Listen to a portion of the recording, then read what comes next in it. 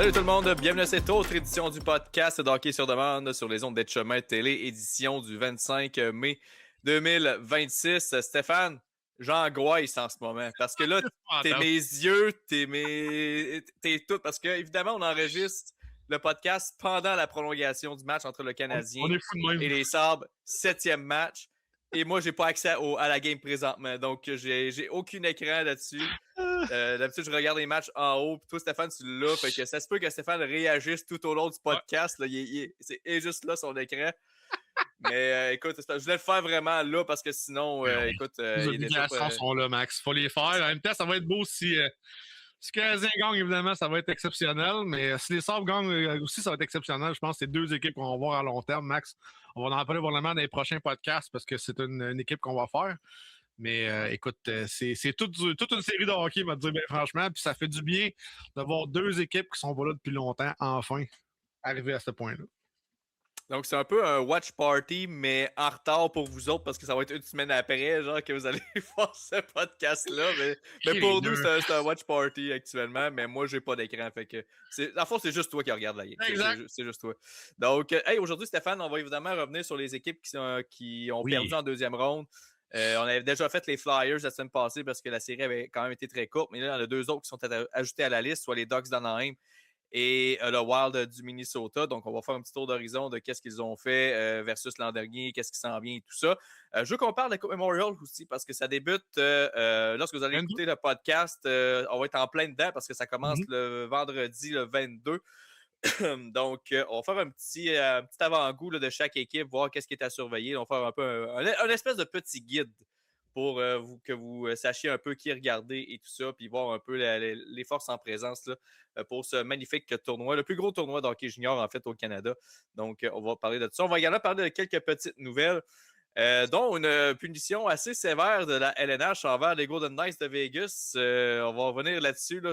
Vous avez peut-être vu ça passer, mais on va en discuter là, un petit peu. Et je veux qu'on discute également du fameux débat NCAA contre la LCH parce que évidemment, là, depuis plusieurs mois, il y a eu la fameuse réglementation là, qui est venue changer complètement là, le monde du hockey junior et le hockey collégial aussi aux États-Unis parce que maintenant, les joueurs de la LCH peuvent aller jouer dans la NCAA sans perdre leurs droits. En fait, dans le fond, avant, il fallait qu'ils empruntent d'autres routes comme la USHL, la BCHL pour garder ses droits pour aller jouer dans la NCAA. Mais maintenant, ils peuvent jouer au niveau junior au Canada et ensuite faire la transition vers le NCAA. Puis là, on commence à voir des tendances actuellement. Et pour les partisans d'hockey junior au Canada, je ne veux pas sonner une alerte, mais disons qu'il y a des choses qui commencent à m'inquiéter un petit peu là, pour l'avenir là, de la LCH. Évidemment, ça ne fermera pas, mais c'est juste que on va en parler. C'est bon qu'on en parle. On va se garder des munitions, mais je veux qu'on discute de ce fameux débat-là parce que ça fait quand même quelques mois. Donc, on commence à voir justement, comme j'ai dit, là, des petites tendances là, qui se dessinent. Donc, voilà pour le programme d'aujourd'hui. On va commencer ça avec la Coupe Memorial, Stéphane, alors que maintenant, on connaît les 4 équipes qui vont prendre part là, à ce tournoi-là. Évidemment, on savait déjà que les Rockets de Kelowna allaient participer parce que c'est l'équipe hôtesse. Et non seulement ça, mais ils ont perdu en deuxième ronde des séries, Stéphane. Donc, ils n'ont pas joué depuis mi-avril. Ça fait 1 mois et demi que les gars pratiquent en attendant de voir qu'est-ce qui se passe là, du côté des autres circuits. Donc, Rockets de Kelowna, qui malheureusement, c'est avéré une déception. Cette année, on s'attendait à beaucoup plus. Lorsqu'une équipe accueille le tournoi, normalement, on se montre quand même tout le temps un club assez fort et souvent, on se rend en finale. On ne gagne pas nécessairement la finale, mais souvent, on va se rendre en finale quand même. Et là, le parcours s'est arrêté. Non seulement en deuxième ronde, mais c'est arrêté de façon quand même assez brusque. On parle de 5 petits matchs contre les Silvertips d'Everett qui, eux, ont remporté les grands honneurs, mais à leur défense du côté des Rockets de Kelowna, c'était toute une machine, les Silvertips. Écoute, on a balayé Portland en première ronde, on a gagné en 5 en deuxième ronde, on a balayé Penticton en troisième ronde et on a gagné la finale en 5 matchs quand même contre Prince Albert. Donc, vraiment un rouleau compresseur là, du côté des Silvertips d'Everett. Les joueurs qui sont à surveiller du côté d'Everett. Et ça, j'ai quand même trouvé ça pas particulier, mais le meilleur pointeur des Silvertips cette saison, c'est un joueur de 17 ans qui est éligible au repêchage cette année de la LNH, le Finlandais Mathias Van Hanen, qui a terminé avec 87 points en 62 matchs. Au deuxième rang, Stéphane, tu vas être contente d'apprendre ça. Carter Bear. Contente. Merci, Max. J'ai dit, excuse-moi, tu vas être content.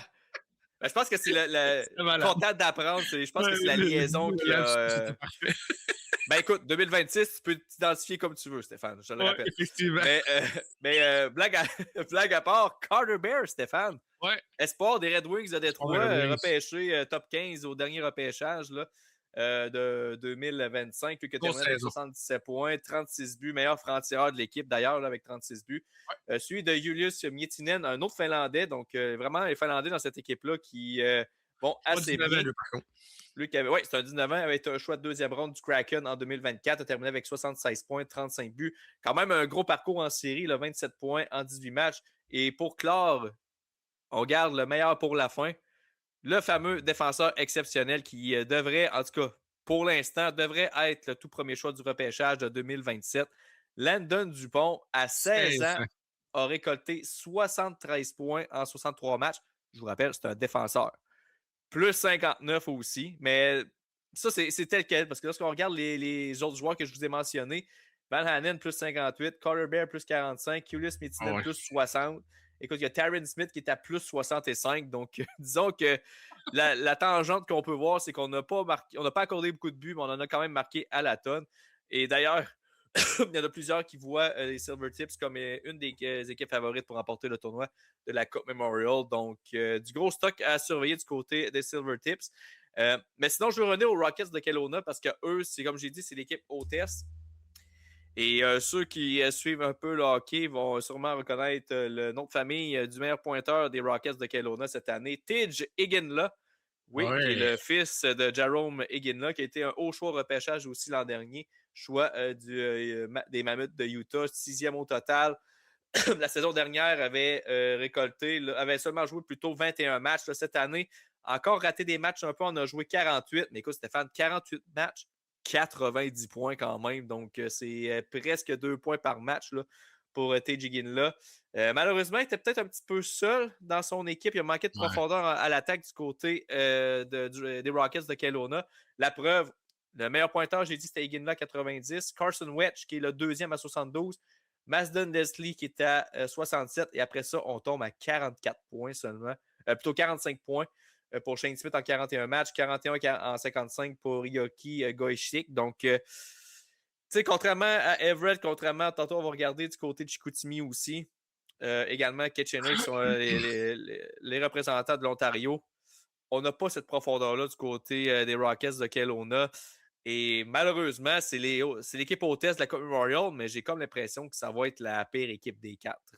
Honnêtement, là, je pense pas qu'on a la... c'est un peu aller à la guerre avec des tirs-poids, honnêtement, du côté de Kelowna. Oui, effectivement. Puis quand tu regardes ça, on était l'équipe haute, on n'a pas fait... C'est un petit peu différent dans la WHL. Là. Les équipes ne stackent pas autant les équipes comme dans la HJMQ pour faire les championnats, mais ça reste que on s'en va là vraiment n'étant pas les favoris avec 3 autres équipes qui ont complètement dominé leur championnat en séries éliminatoires. Tu sais, Chicoutimi, oui, ça a été serré contre... Et voilà le Canadien! Ben non! Ben non! Alex Stewart à 8 minutes 38 sur un lancer. Wow! Hey, c'est fait, Stéphane. Chef du Canadien qui gagne. Écoutez, je suis pas un fan, mais ce qui se passe présentement à Montréal, c'est incroyable. Je suis content pour les fans, pour vrai. Puis mon oncle qui va pas chialer sur mon Facebook. Bon, ben c'est fait. On l'a vu en direct, les Canadiens qui accèdent en finale de l'Est contre les Hurricanes de la Caroline. On va en reparler tantôt lorsqu'on va parler, parce qu'on va parler évidemment des Stars de Buffalo aussi, vu que l'équipe a perdu. Donc, on va faire leur tour d'horizon aussi. Mais on va également glisser un petit mot pour le Canadien à ce niveau-là. Mais on va juste finir le dossier à la Coupe Memorial, mais on va revenir là-dessus là, par la suite. Mais ouais, t'as dit que c'est une série quand même plus serrée contre Moncton. Puis aussi, d'ailleurs, tu me fais une passe à la palette. Et ça a été un peu ma déception des séries en général dans la LCH.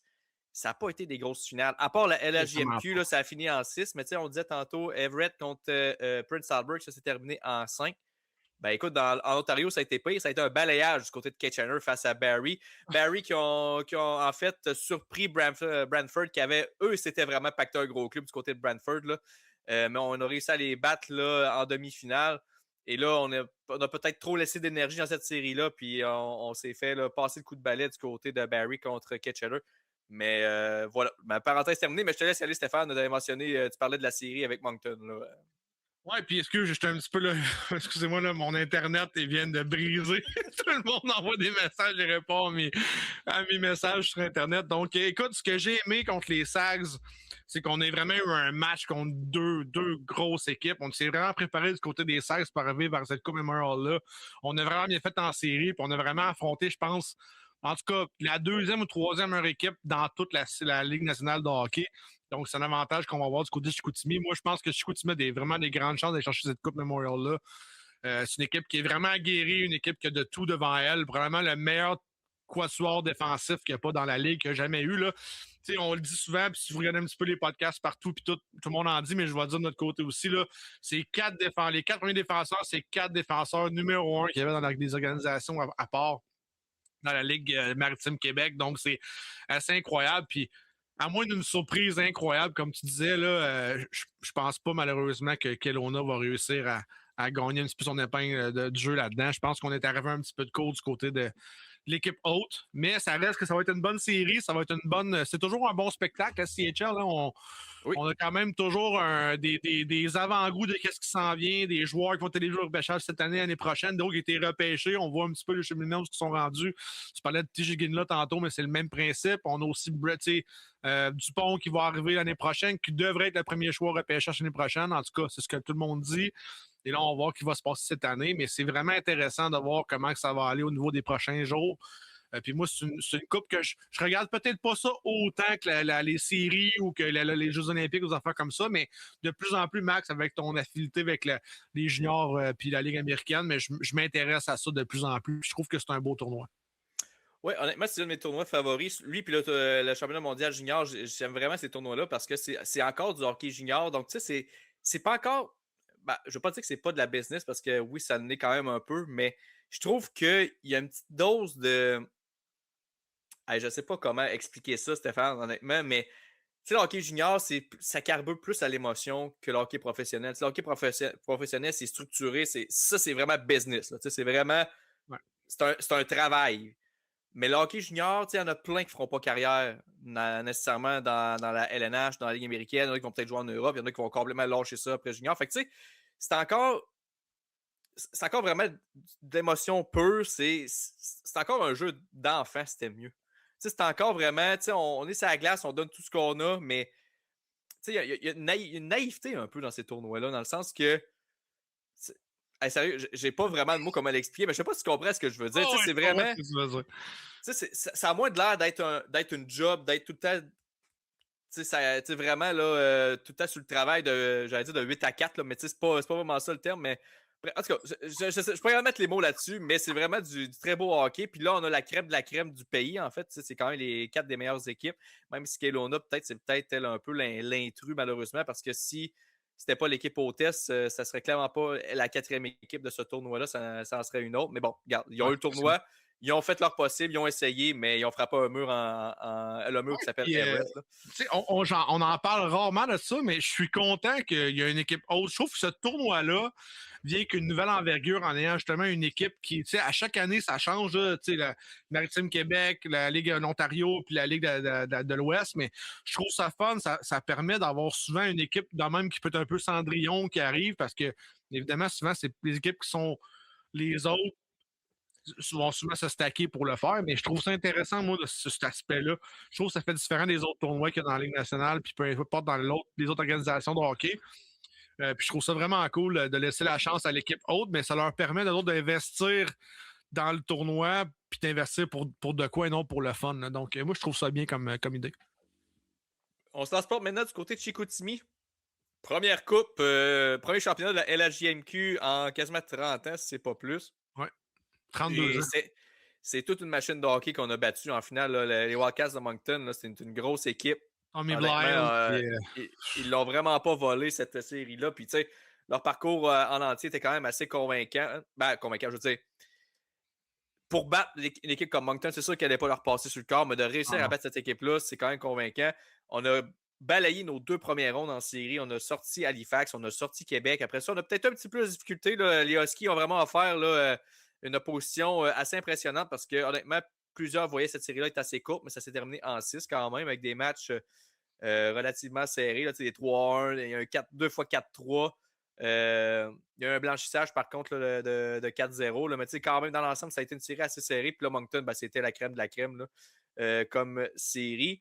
Du côté de Chicoutimi, ben écoute, le joueur à surveiller, c'est l'espoir des Dogs d'Anaheim, Maxime Massé, le natif de Rimouski, là, 102 points en 63 matchs.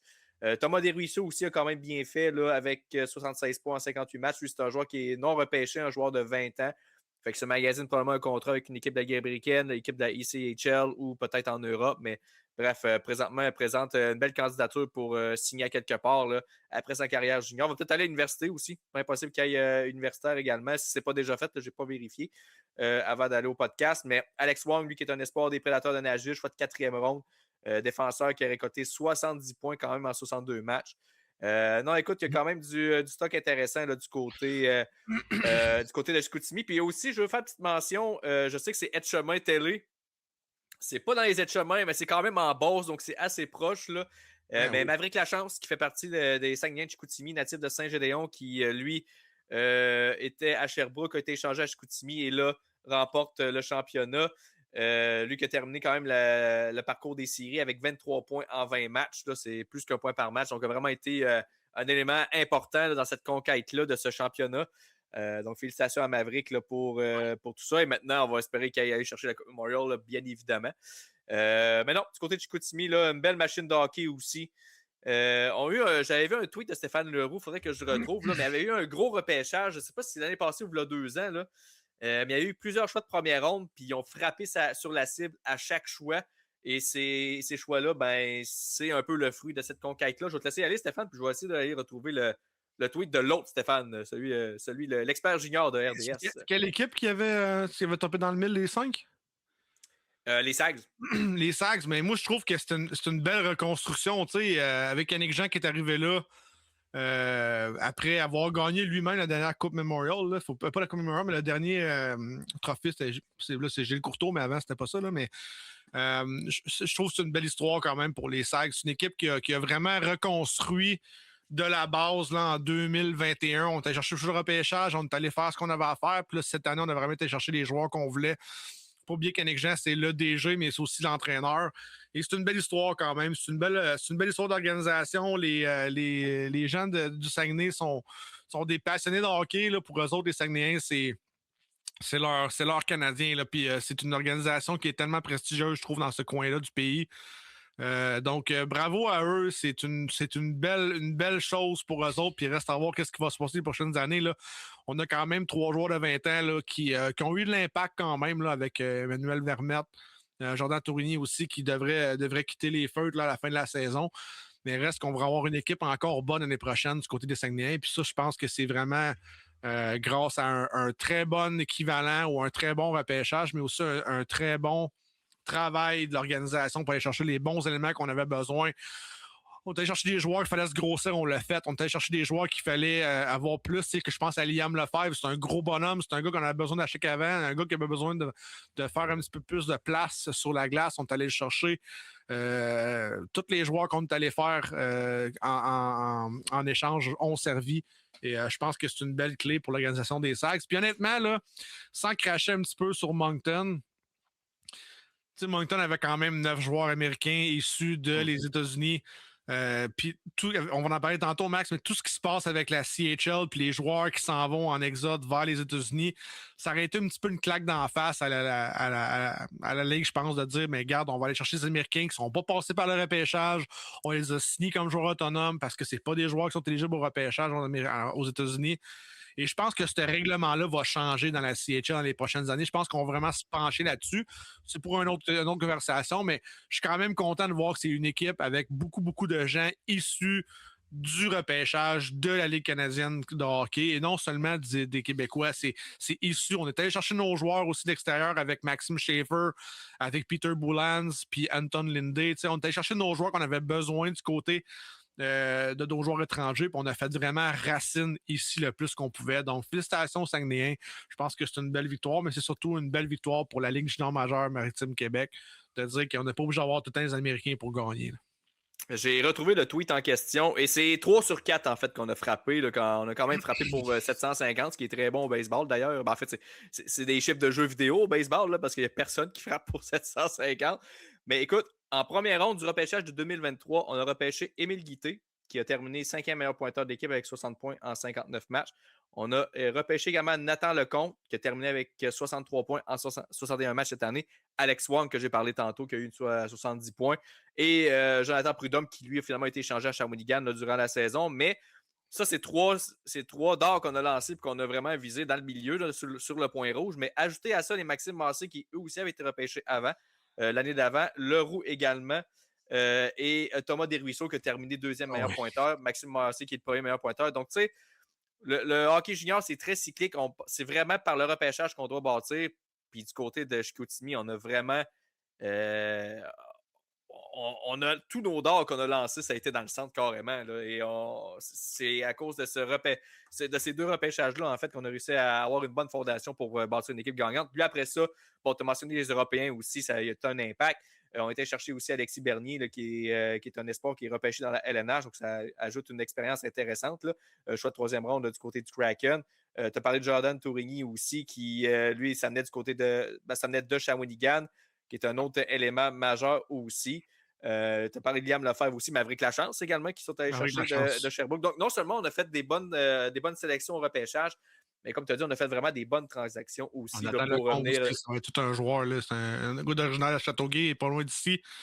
C'est tout un joueur de hockey. Là. 63 points, 61 rencontres. C'est un gars qui va être vraiment bon. Un joueur de centre bien établi. C'est un gars qui est physique quand même, mais petite taille. Il va prendre de la masse cette année. Déjà sa troisième saison dans les juniors majeurs de la Maritime Québec, mais c'est un gars qu'on a repêché du côté des Sags aussi, qui fait bien la job présentement. Là. Et pour terminer, pour clore le quatuor, les représentants de l'Ontario, les Rangers là, de Kitchener. Eux qui, comme j'ai dit tantôt, là, ont balayé là, les courses de Barrie là, en 4 rencontres. C'est peut-être l'équipe qui me laisse un peu mi-chaud, mi-froid, honnêtement. Je pense que ça va être... Je vais la dire mi-figue, mi-raisin, mais c'est pas mal ça.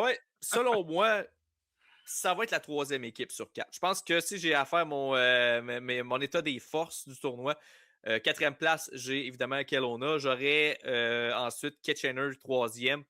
Puis là, 2 puis 1, c'est très interchangeable. Là. Je pense que les Silvertips et les Sacs sont vraiment nez à nez. Mais il y a quand même des joueurs là, intéressants là, à surveiller aussi dans cette équipe-là. Je pense à Cameron Reed, là, qui a été un choix de première ronde du côté des Prédateurs nageurs au dernier repêchage. Il a eu 56 points en 57 rencontres. Il y a Sam O'Reilly aussi, qui était un autre choix de première ronde. Là. Qui a été repêché là, au 32e rang par les Oilers. Il m'a été échangé là, au Lightning de Tampa Bay. 28 rencontres cette saison. 43 points par contre en 28 rencontres, mais il a été blessé. Là, ça n'a pas été. Mais un beau parcours en série, 28 points en 18 matchs quand même, donc il a été un élément majeur dans cette conquête-là.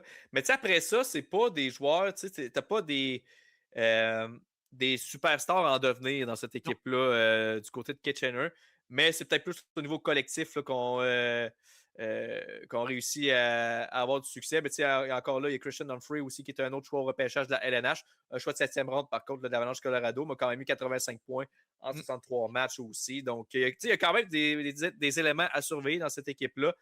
Mais comme j'ai dit, c'est peut-être elle qui... Après Kelowna, c'est peut-être la deuxième qui me laisse un peu là, indifférent parce qu'il y a moins d'espoir de premier plan. C'est comme... par exemple, Everett, ben, évidemment, Dupont, c'est juste lui.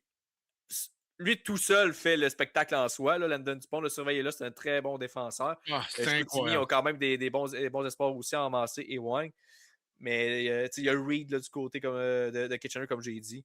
Mais sinon, là, c'est quand même assez mince. Mais c'est le collectif qui compte surtout un tournoi à court terme comme ça. C'est pas des 4 de 7, c'est pas des 3 de 5, t'as une ronde préliminaire, puis après ça, c'est des matchs sans lendemain là, jusqu'en finale. Donc, il suffit juste que tu aies une mauvaise sortie et tu auras beau avoir l'équipe la plus pactée du monde.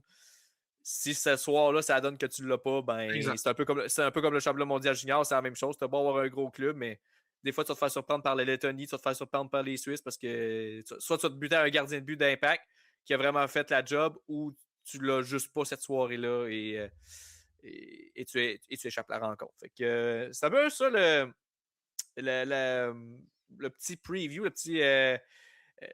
petit manuel d'instruction pour la Coupe Memorial. Ça commence, comme j'ai dit, ce vendredi. En fait, lorsque vous écoutez le podcast, c'est déjà commencé, mais ça commence vendredi, le 22, avec le match entre justement les deux équipes qui me laissent le moins. Exactement. En fait, qui me laissent le plus indifférent, soit Kelowna et Kitchener. Du côté des Saguenayens, ben écoute, un gros premier test en partant samedi. On affronte Everett pour enlever de rideau. Donc, déjà là, c'est un match qu'on va pouvoir.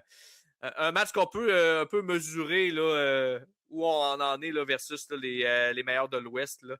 Donc, très hâte de voir cette rencontre-là. Et ensuite, dès le lendemain, on va jouer contre Kelowna. Et le match contre Kitchener, eh bien, ça sera là, mardi contre Kitchener. Contre Kitchener. Voilà. Donc, on va compléter la ronde préliminaire contre Kitchener. Et ensuite, eh bien, on va voir, selon les fiches, là, quels seront les affrontements. Mais très hâte de voir ce tournoi-là. Écoute, on avait passé du hockey des séries de la LNH. En plus, on ajoute une couche là, avec le tournoi de la Coupe Memorial. Donc, ma TV va servir beaucoup durant les prochains jours. C'est correct, ça.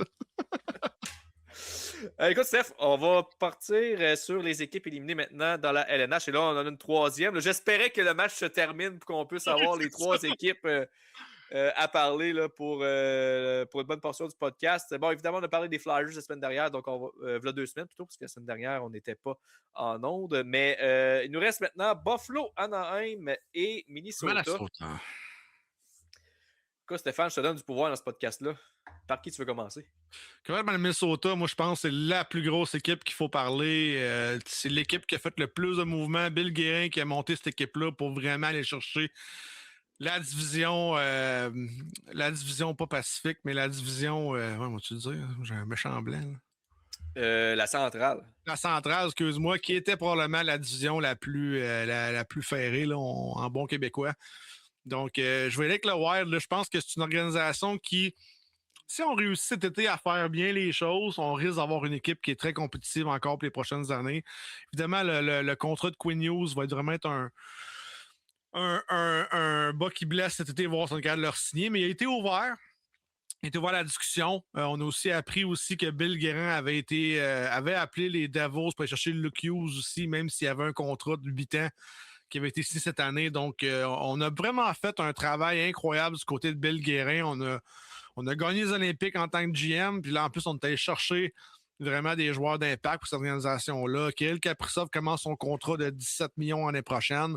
Et évidemment, la masse salariale va augmenter grâce, je suis content pour lui parce qu'il est déjà à 106 millions présentement et la masse qui sera à 104 millions. Donc, il faut vraiment faire attention du côté de l'organisation du Wild, mais on a beaucoup de contrats signés. D'après moi, Nick Foligno, c'est terminé. Je pense que Matt Zuccarello, on va essayer peut-être 1 an ou 2 à 38 ans aussi. Même chose pour Nick Foligno. Et là, c'était bien beau d'avoir les deux frères avec Marcus. Mais là, on a vu vraiment en séries éliminatoires comment c'était difficile du côté de Nick Foligno. Là, on n'a pas joué beaucoup. On a été vraiment lent sur l'échec avant, puis toutes les affaires comme ça. Et on a beaucoup de joueurs à l'attaque qui ne reviendront pas d'après moi. Donc, il va y avoir un gros travail à faire du côté de Bill Guérin cet été. Mais je suis quand même impressionné. C'est une organisation qui n'a pas lâché. Moi, j'ai trouvé ça quand même intéressant cette année de voir le Wild aller. On a eu un très bon duo de gardiens de but là, avec Wallstead, qui malheureusement a volé un petit peu la place à Philippe Gustafsson. Mais ce qui est drôle, c'est que Philippe Gustafsson commence son contrat 6,8 millions l'année prochaine. Ouais, c'est un drôle de dossier, ça, les gardiens de but du côté du Wild. Là. Tout au long de la saison, on s'est un peu échangé ça. Là, on y allait plus en tandem, plus qu'un gardien. Gustafsson a eu un petit peu plus de répétition, mais surtout vers la fin de la saison, là, c'était quasiment, là, on s'échangeait ça à chaque rencontre. Puis là, comme tu dis, il y a un long contrat jusqu'en 2031 à 6,8 qui rentre. Moi, j'ai l'impression que c'est Wallstead qui va partir, puis c'est un peu pour ça qu'on l'a fait jouer à outrance plus en série pour le mettre un peu dans la vitrine. Parce qu'on pourrait aller chercher, on pourrait chercher de quoi de très important, dont un centre numéro 2 qu'on n'a pas nécessairement été capable d'aller chercher à la date limite des transactions. Apparemment qu'il y avait des rumeurs avec Robert Thomas là, qu'on avait offert à Wallstead pour Thomas, puis les Blues ont refusé. Là, c'est des rumeurs qui circulent, évidemment. Là, on n'a pas de confirmation là-dessus, mais écoute, tu ajoutes un Robert Thomas avec le Wild. Peut-être que le scénario aurait été différent avec la série contre l'Avalanche du Colorado. Un peu déçu de cette série-là, honnêtement, parce que ça avait parti sur des chapeaux de roue avec un gros match de 9-6. Puis après ça, l'Avalanche a pris contrôle de cette série-là. Et là, finalement, le Wild, match 5, mène 3-0. On se dit, bon, Bing, bing, bang. on va étirer le plaisir un petit peu, puis on s'est carrément écroulé. Il faut donner crédit à l'Avalanche qui n'ont pas lâché et qui ont remonté la pente aussi. Là, je veux dire, quelle équipe de hockey. c'est un rouleau compresseur, on le dit depuis le début de la saison, c'est pas pour rien. Mais ça, c'est cette série-là que j'aurais aimé ça qu'elle s'étire en 7, honnêtement. Là.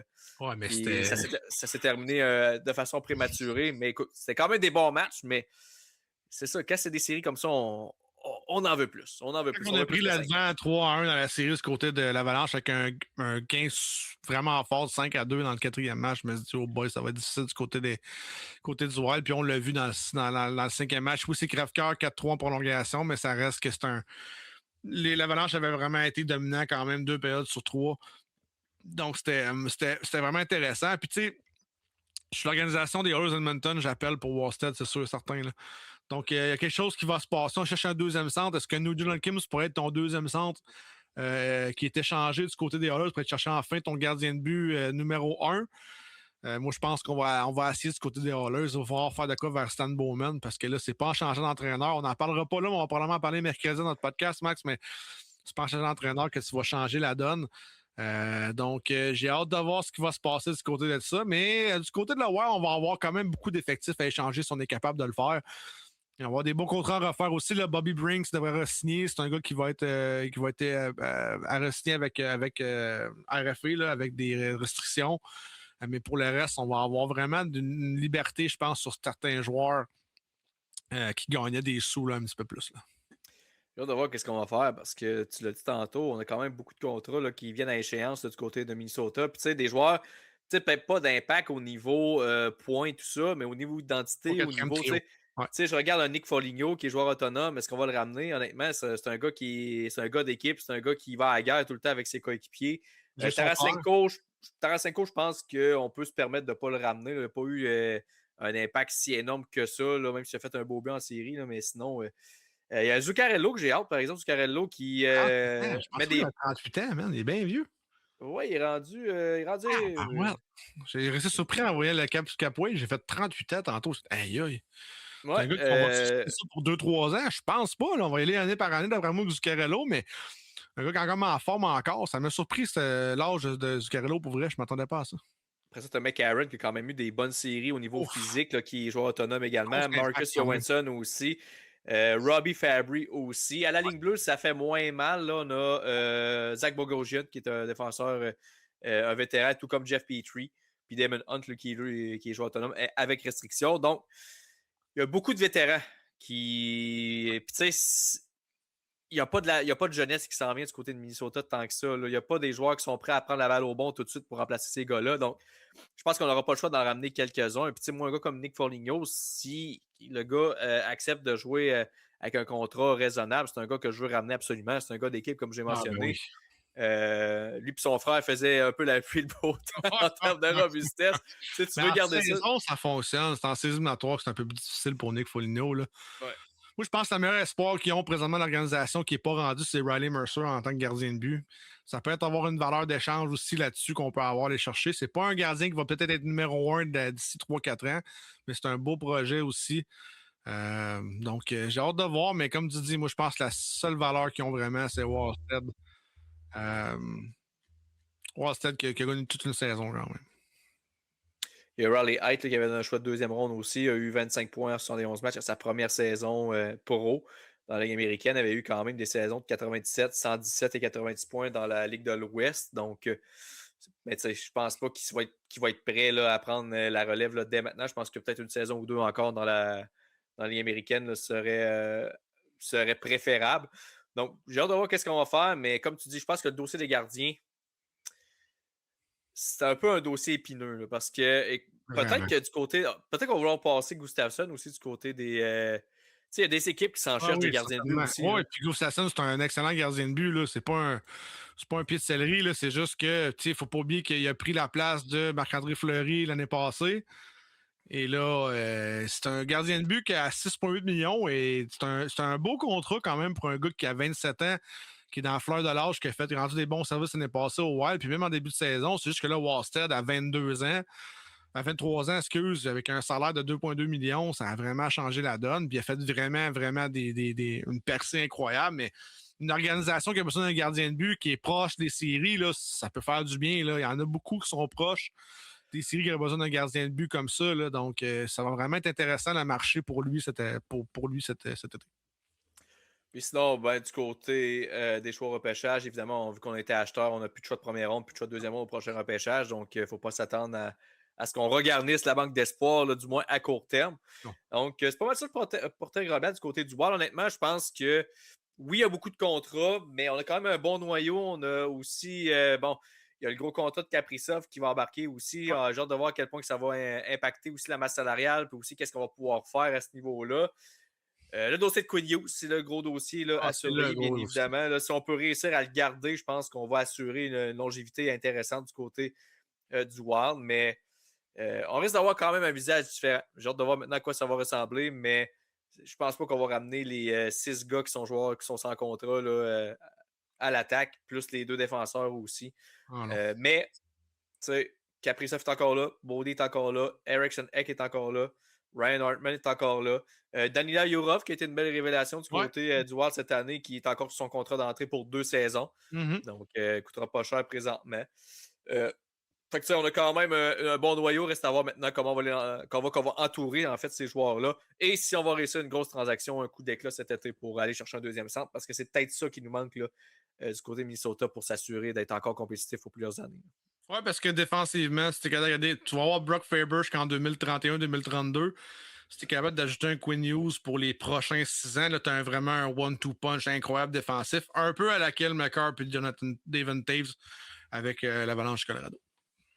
Écoute, tant qu'on va commencer dans l'Ouest, on va terminer dans l'Ouest. Les Ducks d'Anaheim qui ont offert quand même une belle opposition là, aux Golden Knights de Vegas, mais l'expérience. Jack Eichel, Mitch Marner. Mitch Marner. Pour moi, il a acheté des bandes là-bas, puis il s'est découvert qu'il y avait des bandes à Vegas. J'ai jamais vu Mitch Marner être aussi présent à fond de territoire avec les Maple Leafs. C'est une belle claque d'en face à l'organisation des Leafs, en tout cas. Stéphane, c'est pas une claque d'en face, c'est un coup de chaise. Dois-je vous rappeler la transaction qu'on a faite avec les Golden Knights? On était chercher qui? Nicolas Roy, qui d'ailleurs n'est plus là. Non. Ensuite, on a remplacé tout ça avec un Mathias Maccelli qui a été correct, mais sans plus. Ouais. Et je pense que Marner a plus de buts cette année avec Vegas en série qu'il a fait toute sa carrière avec les Leafs. Ouais, c'est ça. Pas mal ça. Quoi, 18 points là, déjà en série? C'est ça? Je pense que c'est des buts. Il y a 18 points à date. Là. C'est n'importe quoi. Là, puis il y a 7 buts. Là. Mais écoute, tant mieux, c'est Vegas qui en profite. Puis c'est un peu à cause de ça qu'on a réussi à passer. Mais tu sais. Je suis capable de Vegas, non, c'est pas vrai. Mais tu sais, est-ce qu'on parle de les faire dans la pièce un peu aussi? Ah, ben oui, 100%. La signature de Carter Hart, je veux dire, ça n'a pas été bien reçu. Ça n'a pas été. Bon, ça a fait réagir beaucoup. Mais ça a comblé un poste qu'on avait besoin du côté de Vegas qui était devant le filet. Allen Hill, c'était pas vraiment safe là, devant le filet. Là. Puis les autres non plus qu'on a passé aussi à Kira Schmidt non plus, c'était pas super fameux. Là. Carter Hart est venu stabiliser cette position-là. Puis le changement d'entraîneur, ben écoute, ça a été un pari qu'on a également réussi du côté de Vegas. Oui, on sera en finale de l'Ouest. On s'en allait.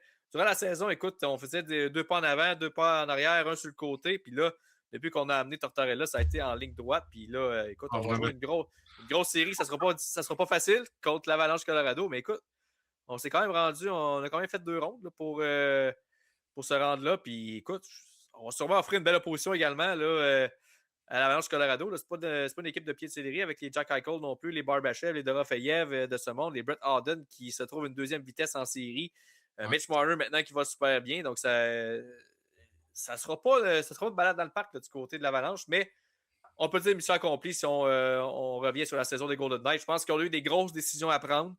On a eu des décisions un peu controversées surtout. J'en reviens avec Carter Hart que c'était pas bien reçu comme j'ai dit tantôt, mais même le Tortorella, à quelques matchs de la fin de la saison, c'était un peu spécial. Là. Puis on voyait sur la toile, c'était pas tout le monde qui était d'accord avec cette décision-là, mais écoute, ça a été des paris qui ont payé, puis big time à part de ça. Là.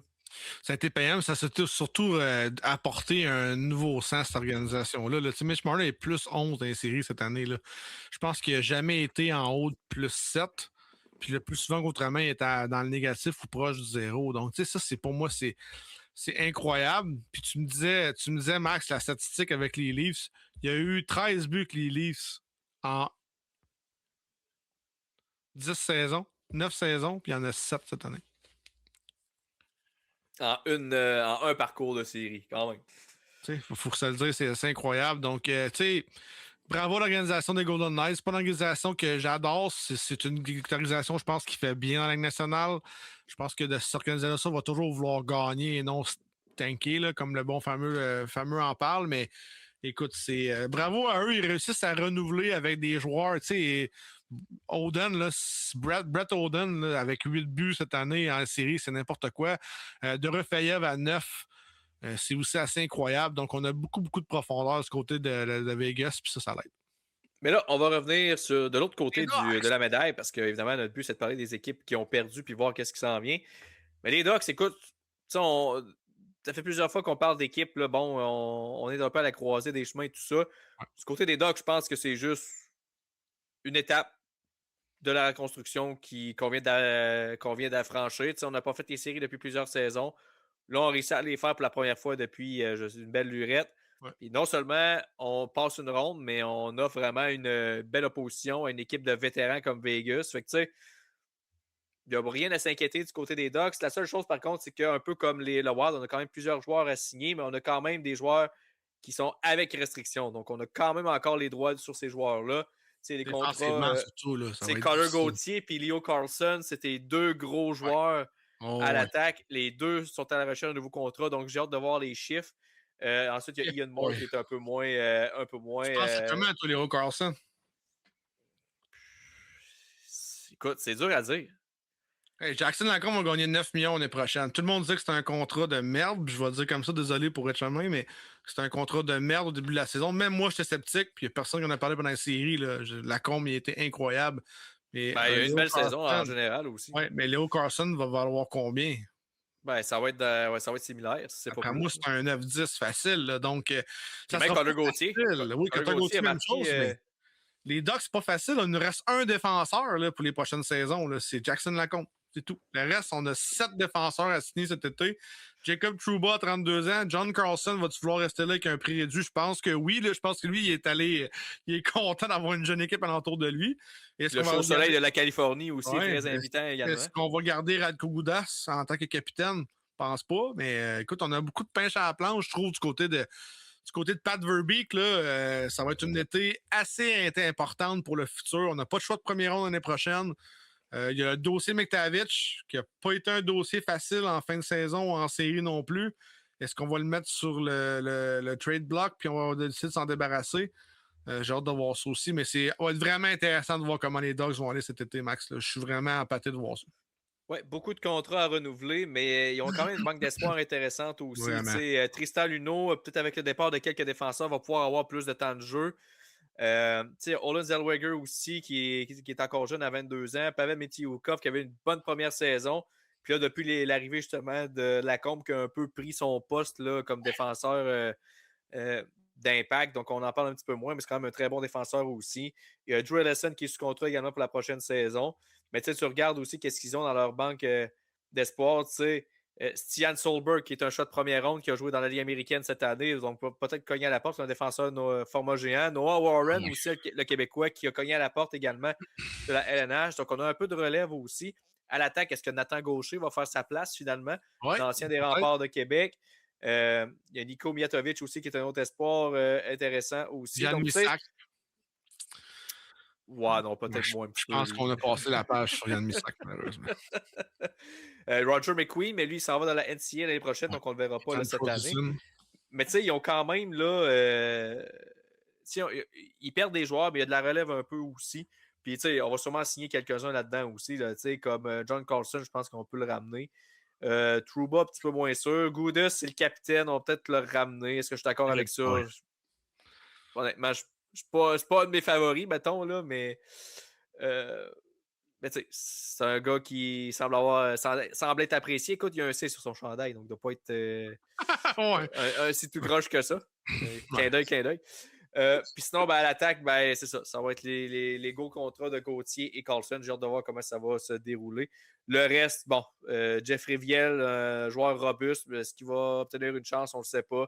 Jensen Harkins, on ne le sait pas Quand non même plus. bien Ian fait dans les Moore. séries, Jeffrey Viel. Ouais. Puis je l'ai critiqué en disant que c'était un peu une poule pas de tête, mais il a fait ce qu'il avait à faire. C'est un Québécois, puis c'est pas juste pour ça. C'est un gars de Rimouski, même si ceux qui ne savaient pas. Mais c'est un gars qui a jamais été repêché, qui a joué sa petite bosse. C'est un gars qui a essayé de faire ce qu'il avait à faire dans la Ligue nationale. Puis c'est un fouteur de trouble. C'est un gars qui trouve le moyen de rentrer en dessous du tempérament des gens. Puis c'est un gars qui était issu des Bruins de Boston avant, a connu ça aussi là-bas. Donc, quand même content pour lui qui a connu une bonne saison et qui a été utile à l'organisation. C'est peut-être la chance qu'il va avoir avec une organisation jeune comme ça. Il va avoir 30 ans l'année prochaine. Peut-être qu'il va faire un petit contrat de 3 ans, peut-être autour de 2-3 millions, qui va venir aider cette organisation-là à grandir, surtout d'un bon vétéran, même qui est prêt à aller à la guerre. Si on n'a pas Radko Gudas qui re-signe, ça peut être une bonne opportunité.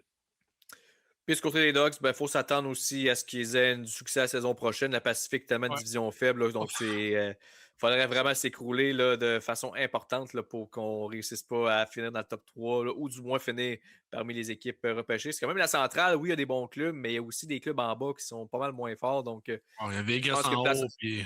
Je pense qu'une place en série est très envisageable du côté d'Anaheim. Puis là, Stéphane, je regarde le temps, on est rendu déjà à 46 minutes, donc on va devoir couper des sujets et on va se garder ça pour la semaine prochaine.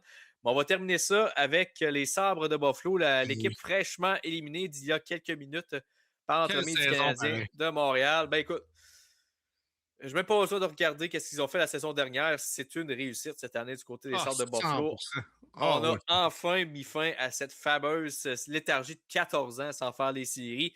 Et non seulement ça, eh bien, on a passé de ronde en série et on s'est rendu au match ultime dans la deuxième ronde. Écoute, et tout ça à la suite du congédiement de Kevin Adams qui a été le point tournant de cette saison-là. Lorsqu'on a congédié le DG, même pas l'entraîneur, le DG. Et ça a flippé, là. Après ça, on a été acheteur à la date limite des transactions, puis le reste n'est que d'histoire, Stéphane. Ouais, puis écoute, on s'attendait pas à ça, Max. Quand Kevin Adams s'est fait congédier, on s'est dit, si on commençait à gagner, on s'est dit, je peux pas croire qu'un congédiement de directeur général va faire cet impact-là dans une équipe. Mais Jarmo Kekalainen est arrivé là.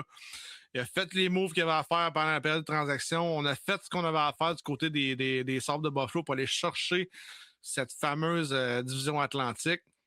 Et ça a fonctionné. Écoute, tout a rentré dans le bon point. Les chaises se sont mis à travers de la table, puis tout le monde s'est mis à danser en même temps. Ça a été une belle organisation cette année, un beau flash. C'est une drôle d'image, ça. Oui, c'est une drôle d'image. C'est correct que ça fit dans les célébrations canadiennes. Ouais, mais je pense pas qu'ils célèbrent en ce moment, mais oui, pour la saison, oui, ils peuvent célébrer. D'après moi, à Beauce, il y a de l'arcade de la Monica, puis ça danse autour d'une table et des chaises.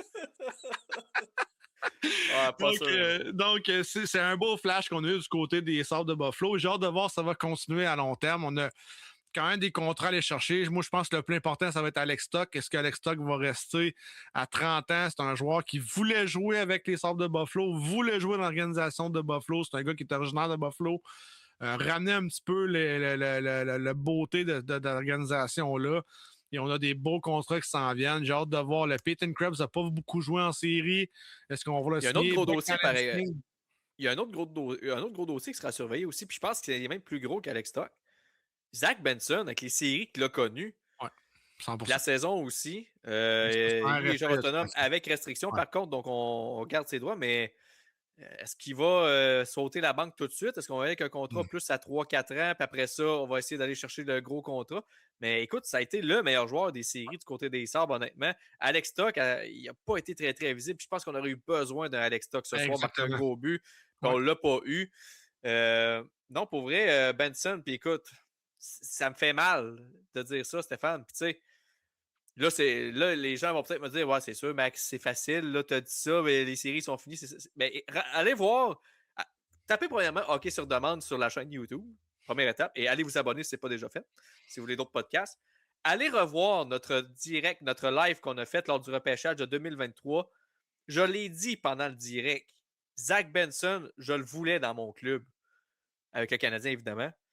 Et le Canadien qui a passé par-dessus pour repêcher un certain David Reinbacher, je ne vais pas frapper sur le gars parce qu'il était tellement blessé que, écoute, il y avait peut-être le potentiel, effectivement, d'être un défenseur top 4, top 2, mais avec toutes ces blessures-là, c'est plus difficile. Il est encore jeune, on va lui donner la chance de démontrer ce qu'il peut faire. Mais Zach Benson, c'est un gars que j'ai vraiment aimé à son année de repêchage, puis j'espérais vraiment qu'il tombe dans notre cours du côté du Canadien. On ne l'a pas fait. C'est un petit joueur, je peux comprendre. On a déjà Caulfield, on avait déjà également d'autres joueurs qui étaient plus petits, donc on ne voulait peut-être pas s'aventurer là-dessus. Mais écoute, tout ce que j'ai vu de lui en série, là, regarde. Quel joueur de hockey. C'est un excellent joueur de hockey. Ouais. Et j'ai hâte de voir ce qu'on va faire de ce dossier-là du côté des Sabres. Est-ce qu'on va essayer d'aller chercher le gros contrat de 7-8 ans tout de suite pour justement éviter de lui donner un petit peu trop de cordes avec un contrat de 3-4 ans, puis qui continue à enchaîner les bonnes saisons, puis qu'après ça, il demande le gros prix. Ouais, ça peut être voir qu'est-ce qu'on va faire. 21 ans, c'est un gars, je pense, qui ne pourra pas demander un salaire de feu. Là. On a Tage Thompson à 7.1, puis Josh Norris à 7.9 dans cette organisation-là. Mais si tu regardes... Josh Jones est à 6.9. Mon gros problème, c'est que Josh Jones va gagner 6.95 et il a été vraiment meilleur, Zach Benson, que lui dans les séries, même si les deux jouent sur le même trio. Mais tu regardes, Steph, je te coupe 30 secondes. Il y en a un joueur de cette QV-là qui a signé son contrat à long terme. Il joue avec le Canadien présentement. Est-ce que ça peut être un comparable? 7 points que pendant 6-7 ans, 7-8 ans? Probablement, mais Zach Benson n'a pas fait un nombre de points que... Toi, tu parles de Slafkovský, là? Ouais.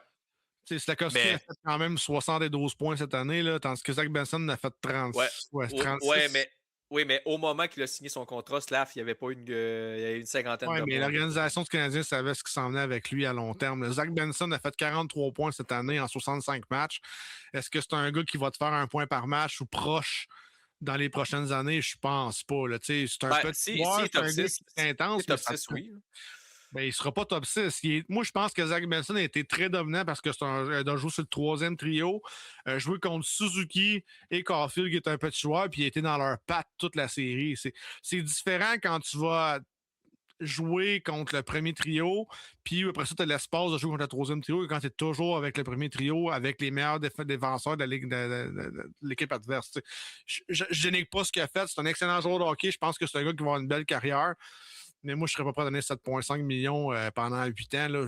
En tout cas, je n'ai pas assez vu de Zach Benson. Oui, il a fait des belles séries, 9 points en 12 matchs, mais ça reste que c'est pas ton joueur numéro 1 de l'organisation, comme Slav devrait être ton premier joueur, ton premier gaucher dans la première ligne. Là. Donc, moi, c'est un petit peu là ma bémol, mais c'est un beau projet. Probablement que le contre-pont est plus favorable, surtout qu'on a des contrats encore à signer l'année prochaine. Là. Zucker, Greenway, Quinn va être l'année prochaine. Sam Carrick va être l'année prochaine aussi. Donc, j'ai hâte de voir, mais j'ai l'impression que cet été, ça va être... Que Kekalainen va être là probablement à long terme. Il avait été nommé par intérim. Je pense que là, c'est fait. Ça va être à long terme. Mais je crois qu'on a encore du travail à faire du côté des Sabres. Surtout qu'on a une masse salariale qui est favorable. Ça va être bon de voir. Le Constant Enius, je pense que l'année prochaine va connaître une meilleure saison. Il est arrivé en fin de saison. Je pense qu'il y a eu des bonnes séries. Je pense que c'est un joueur à développer. C'est un gros bonhomme. Je pense qu'on a des beaux éléments qui s'en viennent du côté des Sabres. Ça va être une bonne équipe. C'est un peu comme je disais avant l'overtime puis qu'on s'en vienne en ondes, Max.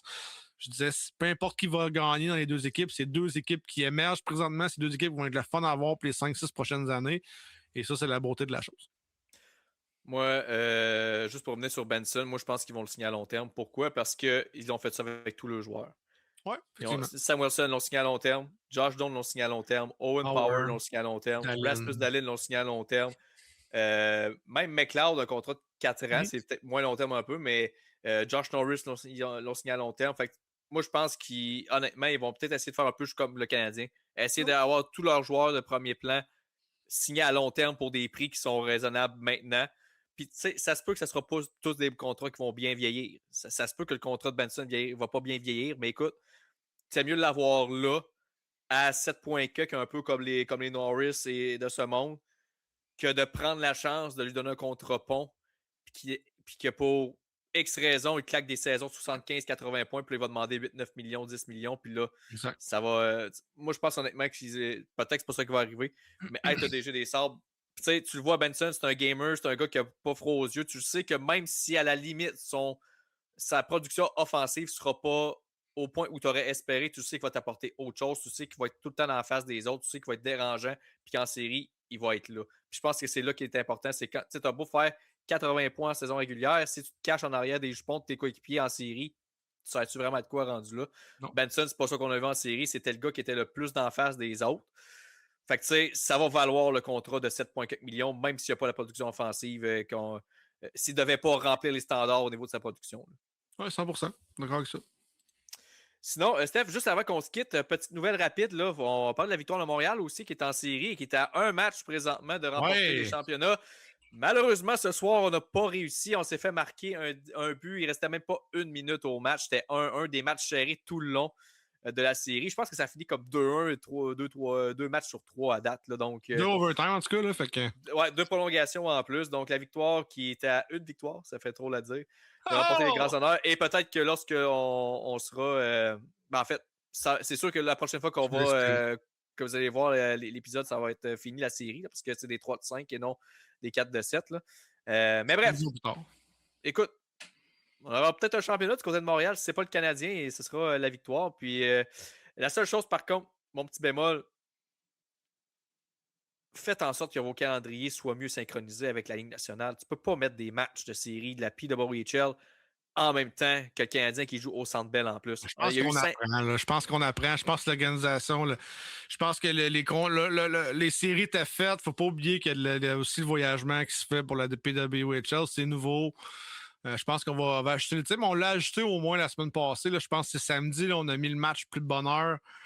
Pour que les filles puissent jouer. Finalement, il y a eu la maladie, puis peu importe, mais au moins, on a réussi à faire l'étape. Mais c'est une étape de plus vers l'organisation de cette ligue-là. Puis on en parlera, Max, sur d'autres podcasts. Les 4 nouvelles équipes aussi, là, c'est pas toujours quelque chose qui s'en vient, mais je pense que c'est une belle vitrine pour les filles, quand même, pour le hockey. Puis, tu sais, la victoire va se battre mercredi pour gagner le 3e match, puis gagner la victoire, la série, puis gagner en même temps la coupe. Donc, pourquoi pas?